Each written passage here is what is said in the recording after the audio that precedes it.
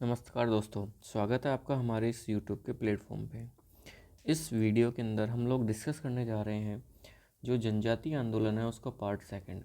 तो जनजातीय आंदोलन के जो पार्ट सेकंड है उसके अंदर आज हम लोग डिस्कस करेंगे जो भगत जनजातीय आंदोलन है उसके बारे में, भगत आंदोलन के बारे में।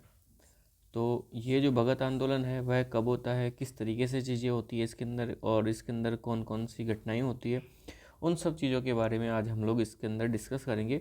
और इससे प्रीवियस वीडियो अगर आपने नहीं देखा है तो वहाँ पे जाकर के आप देख सकते हो, जिसके अंदर हमने डिस्कस किया है कि क्या वजह रही है जिनकी वजह से जो जनजातीय आंदोलन है वो हुए हैं और उनके पीछे क्या क्या मेजर रीजंस रहे थे, उन सब चीज़ों के बारे में हमने डिटेल में पिछली वीडियो के अंदर डिस्कस किया था।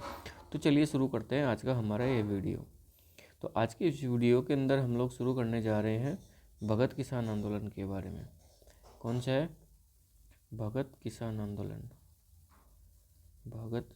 भगत जनजातीय आंदोलन, भगत जनजातीय आंदोलन।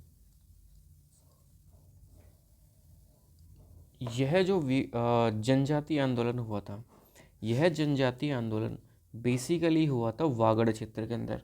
इसके अलावा जो मेवाड़ क्षेत्र है वो भी इसके अंदर कवर हुआ था। तो यहाँ के जो भीलों द्वारा इस आंदोलन की शुरुआत की जाती है। तो इसका जो क्षेत्र है वह कौन कौन सा था? तो इसका जो क्षेत्र है वह है, उसकी अगर बात करें तो इसके अंदर था एक तो मेवाड़ और प्लस में दूसरा क्षेत्र था कौन सा? वागड़। तो इनके भीलों द्वारा यह आंदोलन हुआ था। तो यहाँ के जो भील थे उनके द्वारा इस आंदोलन की शुरुआत की जाती है, जिसके अंदर अगर नेताओं की बात करें या इस आंदोलन को किसने रिप्रेजेंट किया तो उसके अंदर दो नाम प्रमुखतया लिए जाते हैं। एक तो नाम है गोविंद गिरी का और एक दूसरा नाम है सुरजी भगत का। तो जिसके अंदर पहला नाम किसका आता है? गोविंद गिरी, गोविंद गिरी। और दूसरा नाम आता है सुरजी भगत, सुरजी भगत। एक थोड़ी सी डिटेल इनके बारे में देख लेते हैं। जो गोविंद गिरी है उनके बारे में, तो गोविंद गिरी जो है उन्होंने भीलों की सहायता के लिए अपना लगभग पूरा का पूरा जीवन न्यौछावर कर दिया है। इन्होंने संत सभा की स्थापना की, इन्होंने भगत पंथ की स्थापना की ताकि जो आदिवासी है वह हिंदू धर्म के अंदर ही बने रहे और दूसरे धर्म को ना अपनाए। तो इस तरीके से उन्होंने जो भील है उनके एक तरीके से धर्म की रक्षा के लिए और उनके सामाजिक जो और क्या नाम से स्टेटस है उसको बनाए रखने के लिए और उसको बचाने के लिए इन्होंने अपनी पूरी की पूरी ज़िंदगी आदिवासियों के लिए न्यौछावर कर दी। तो अगर गोविंद गिरी की अगर बात की जाए तो गोविंद गिरी ये है सुरजी भगत। तो एक बार थोड़ी सी डिटेल गोविंद गिरी के बारे में देख लेते हैं।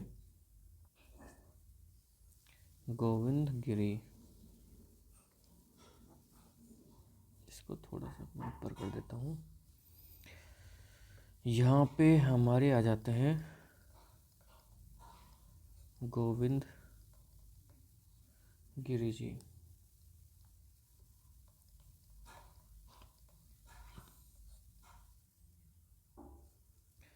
तो गोविंद गिरी का जो जन्म है वह हुआ था बांसिया गांव डूंगरपुर के अंदर। कहाँ हुआ था? बांसिया गांव डूंगरपुर। बांसिया या इसे बेड़सा के नाम से भी जाना जाता है। क्या नाम से? बेड़सा गांव। और यह गांव कहाँ पे है? यह गांव है डूंगरपुर के अंदर। कहाँ पे? डूंगरपुर के अंदर। और किस परिवार के अंदर इनका जन्म हुआ है? तो वह जो परिवार है वह है बंजारा परिवार, बंजारा परिवार। तो इनका जन्म बांसिया गांव के अंदर और बंजारा परिवार के अंदर हुआ था। कहाँ पे? बांसिया गांव और बंजारा परिवार, यहाँ पे गोविंद गिरी जी का जन्म होता है। यह हिंसा को प्रमोट करने वाले नहीं थे, यानी कि अहिंसक प्रवृत्ति के थे। अहिंसक प्रवृत्ति के, किस प्रवृत्ति के? अहिंसक प्रवृत्ति के। और अहिंसक प्रवृत्ति का अगर देखा जाए एक उदाहरण के तौर पे, तो इनका जो झंडा हुआ करता था वो हुआ करता था सफ़ेद रंग का, सफ़ेद रंग का झंडा। इनका झंडा किस रंग का हुआ करता था? सफ़ेद रंग का, जो किसका प्रतीक था? शांति का प्रतीक था। किसका प्रतीक था? शांति का प्रतीक था। इसके अलावा अगर बात करें गोविंद गिरी के बारे में, तो इन्होंने सन 1883 के अंदर संप सभा की स्थापना की। 1883 के अंदर किसकी स्थापना की? संप सभा की स्थापना की, जिसका मेन उद्देश्य क्या था? इसका मेन उद्देश्य था जो वहाँ के जो भील आदिवासी है उनकी समस्याओं को सुनना और उनका समाधान करना, और जो भी समाधान, जिस चीज़ का समाधान नहीं हो सके उस चीज़ के लिए उचित प्रयास करना। यह बेसिकली संप सभा जो थी उसकी स्थापना का उद्देश्य था। और इसकी स्थापना कहाँ पे की गई? इसकी स्थापना की गई थी सिरोही के अंदर। और इसका अगर बात करें, जो पहला अधिवेशन था वह पहला अधिवेशन कहाँ हुआ? उसका पहला अधिवेशन 1903 के अंदर हुआ था। 1903 के अंदर कहाँ पे हुआ था? जो मानगढ़ जो पहाड़ी है वहाँ पर हुआ था। तो इसका जो पहला अधिवेशन 1903 के अंदर कहाँ पे हुआ था? मानगढ़ पहाड़ी पे। कहाँ पे? मानगढ़ पहाड़ी। और मानगढ़ पहाड़ी कहाँ पे है? वह है बांसवाड़ा के अंदर। कहाँ है? बांसवाड़ा में। तो संप सभा का पहला अधिवेशन कहाँ पे हुआ था? मानगढ़ पहाड़ी। कहाँ पे है? बांसवाड़ा के अंदर। और संप सभा की स्थापना कहाँ पे की गई? सिरोही के अंदर की गई। कब की गई थी? 1883 के अंदर। इसी तरीके से इन्होंने 1911 के अंदर, कब? 1911 के अंदर एक भगत पंथ की स्थापना की। किसकी स्थापना की थी? भगत पंथ की स्थापना की थी। जिसका उद्देश्य क्या था? इसका उद्देश्य था कि जो आदिवासी जो भील है उसको हिंदू धर्म के अंदर बनाए रखना। इसका उद्देश्य क्या था? आदिवासियों को हिंदू धर्म के अंदर बनाए रखना। आदिवासियों को हिंदू धर्म में बनाए रखना, यह इसका मूलभूत उद्देश्य था। और इसी तरीके से इन्होंने आदिवासियों के लिए सामाजिक तौर पे और आध्यात्मिक तौर पे बहुत सारे प्रयास किए, जिसकी बदौलत जो आदिवासियों हैं, आदिवासियों का मनोबल हमेशा बना रहा और उन्होंने जो सकारात्मक सोच के साथ में चीज़ों को वो आगे मूव ऑन करते रहे। तो इन्होंने आध्यात्मिकता की ओर प्रयास किया। तो इस तरीके से जो गोविंद गिरी थे, तो उनके ये बेसिकली इम्पोर्टेंट कुछ काम है जिसके प्रयासों से वो आदिवासियों की मसीहा के नाम से भी जाने जाते थे। और उन्होंने आदिवासियों के लिए, भीलों के लिए बहुत सारे काम किए। और इन्होंने मेन जो काम है वह किया था वागड़ क्षेत्र के अंदर।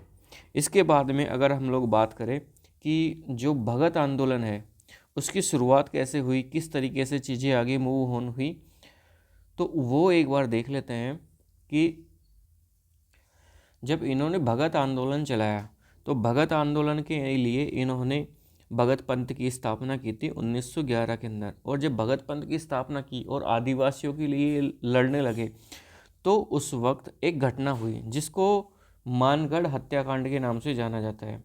किस नाम से जाना जाता है? मानगढ़ हत्याकांड। मानगढ़ हत्याकांड। और मानगढ़ हत्याकांड कहाँ पे हुआ था? मानगढ़ हत्याकांड हुआ था मानगढ़ पहाड़ी पर। कहाँ पे? मानगढ़ पहाड़ी। और मानगढ़ पहाड़ी कहाँ पे है? बांसवाड़ा के अंदर। मानगढ़ पहाड़ी पर। मानगढ़ पहाड़ी कहाँ है? बांसवाड़ा के अंदर। तो बेसिकली यहाँ पे हुआ क्या था? हुआ यह था कि गोविंदगिरी के नेतृत्व के अंदर मानगढ़ पहाड़ी पर एक संप सभा की स्थापना की जाती है, या संप सभा का आयोजन हो रहा था। किसका आयोजन हो रहा था? संप सभा का आयोजन। संप सभा का आयोजन। और यह घटना कब की थी? यह घटना थी 17 नवंबर 1913। कब की थी यह घटना? 17 नवंबर 1913। तो 17 नवंबर 1913 को यह घटना घटित होती है। कौन सी घटना? मानगढ़ हत्याकांड की घटना। और कहाँ पे होती है? यह होती है मानगढ़ पहाड़ी पे होती है। उस वक्त संप सभा का आयोजन चल रहा था, और संप सभा का जब आयोजन हो रहा था तो वहाँ पे पुलिस द्वारा फायरिंग की जाती है। पुलिस द्वारा फायरिंग की जाती है, और इस फायरिंग के अंदर कितने लोग शहीद हो जाते हैं? इसके अंदर 1500 भील शहीद हो जाते हैं। और उसके बाद में यहाँ पर गोविंदगिरी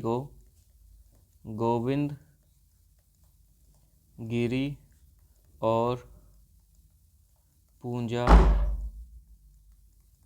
भगत को गिरफ्तार कर लिया जाता है। तो इन दोनों को गिरफ्तार कर लिया जाता है, और गोविंदगिरी को 7 वर्ष के बाद में रिहा कर दिया जाता है। 7 वर्ष बाद रिहा कर दिया जाता है। और जब इनको रिहा किया जाता है तो उसके बाद में गोविंदगिरी जी जाते हैं कहाँ पे? गुजरात के अंदर। गुजरात के अंदर कौन सा गांव है? गुजरात के अंदर है काम्बिया गांव। कौन सा गांव है? काम्बिया गांव। और वहाँ पर अपना जो बाकी का समय है वो व्यतीत करते हैं। तो काम्बिया गांव कहाँ पे है? गुजरात में। तो यहाँ पर ये क्या काम करते हैं? अपना अंतिम समय यहाँ पर व्यतीत करते हैं। तो इस तरीके से ये जो भगत आंदोलन होता है उसके अंदर गोविंदगिरी का यहाँ पे रोल रहता है। एक थोड़ी सी चीज़ और यहाँ पे देख लेते हैं गोविंदगिरी के बारे में, कि गोविंदगिरी के जो गुरु थे तो उनके गुरु का नाम था राजगिरी। क्या नाम था इनके गुरु का? राजगिरी। इनके जो गुरु थे राजगिरी। क्या नाम था? अच्छे से लिख देता हूँ मैं, राजगिरी। और अगर यह पूछा जाए कि गोविंदगिरी किससे प्रभावित, तो नाम आता है दयानंद सरस्वती का। दयानंद सरस्वती।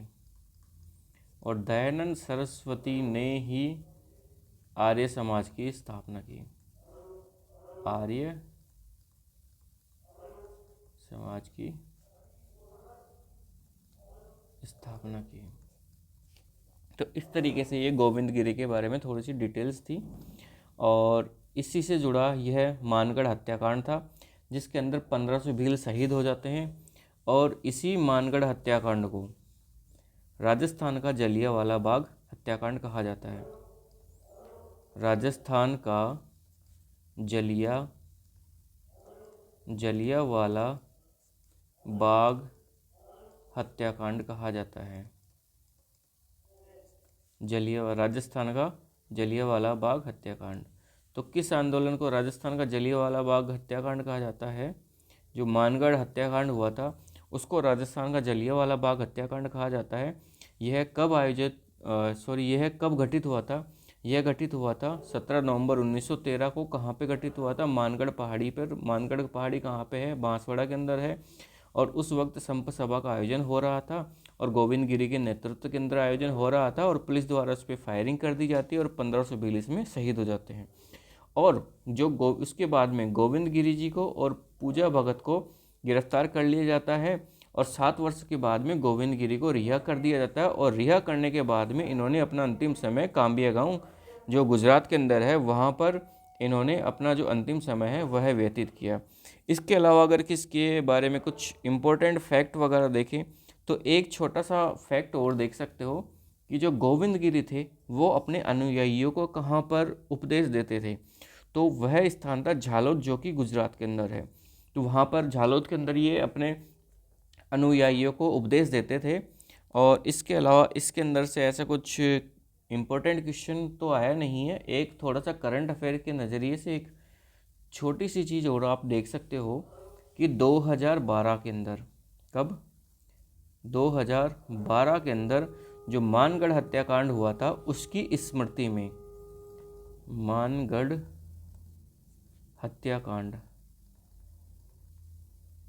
हत्याकांड की स्मृति में शताब्दी वर्ष मनाया गया। स्मृति में शताब्दी